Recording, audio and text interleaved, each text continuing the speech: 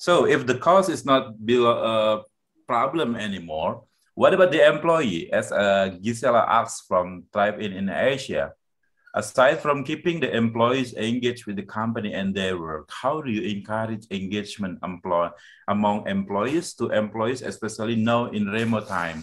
In Gisela's example, collaboration, promoting collaboration.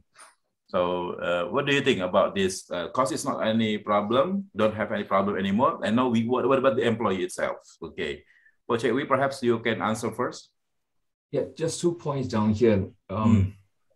So number one is that, so my staff asked me, Cik Wee, how about we use this year's end of year Christmas party budget to spend it, to give our employees some hamper, to give to them, send it to their house, not only to have snacks for them, but also some gift for their family members. You know, at the onset, it looks like a good initiative, and anyway, the budget has been set, right? But the truth is that giving this, does it really help in creating, telling the employees that, hey, we care for you, right?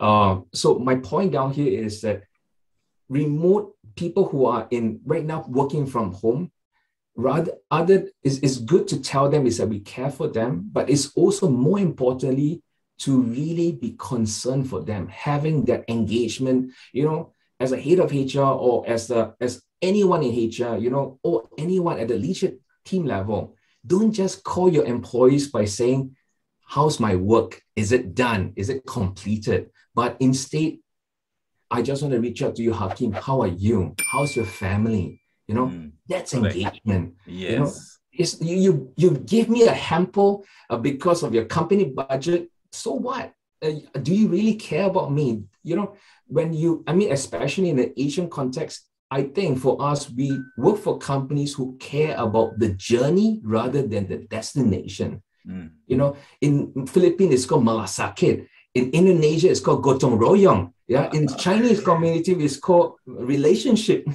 Right? So that's one. And then I think the other one about collaboration.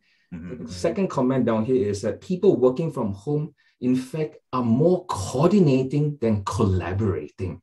The truth is that now we are working from home. We need to, we can't like quickly go to bump into you at a coffee place or the pantry and say, hey, we get things settled and coordinate.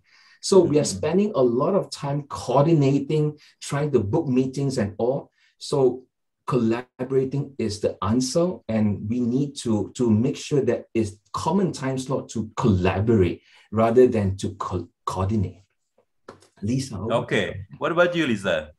Yeah, I think just to be very transparent, there are downsides, right, on using technology, because there's an element of face-to-face where you build relationship, you bond, you know, when you're together and you're walking in a corridor and you sort of say hi to somebody.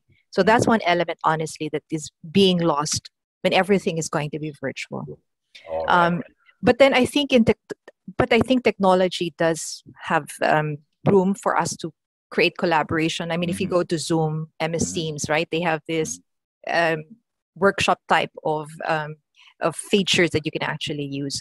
But I think at one point when the pandemic is over, and even if we still go hybrid, I think there's still value for some face-to-face, whether it's once a month, twice a month. Yeah. When you say about Zoom, connected with the next question that from Renata Anteraja, Zoom activities cannot measure that about engagement. What is your experience about that? Yeah, so there are many techniques in HR that we use to gauge the team health or the team temperature, right? So normally what I do is at the start of any meeting, I don't talk about business first.